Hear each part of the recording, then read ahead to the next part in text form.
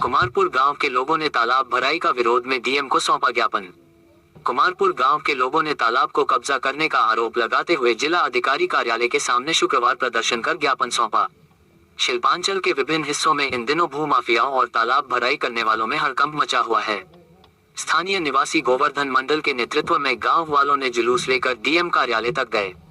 प्रदर्शनकारियों को संबोधित करते हुए गोवर्धन मंडल ने कहा कि कुमारपुर में पहले तक इस तालाब के अलावा नुनिया नदी के पानी का उपयोग कपड़े धोने और नहाने के लिए किया जाता था।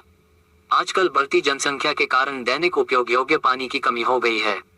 कुमारपुर मौजा का निबंधित सार्वजनिक उपयोग वाला तालाब जो दाग संख्या 191 है, जिसका क्षेत्रफल 1 एकड़ 5 शतक है। तालाब का स्वामित्व गांव के कुछ परिवारों के पास था। कुछ साल पहले कन्हैयालाल और कुछ अन्य लोगों ने 29% शेयर की संपत्ति खरीदी थी। बाद में तालाब को धीरे धीरे दीवार से घेर दिया गया और रात के अंधेरे में धीरे धीरे ये तालाब भरना शुरू किया गया। गांव के लोगों को पता चला तो वे उन्हें रोकने का प्रयास किया, लेकिन उससे भी कोई स्थायी समाधान नहीं निकल पाया।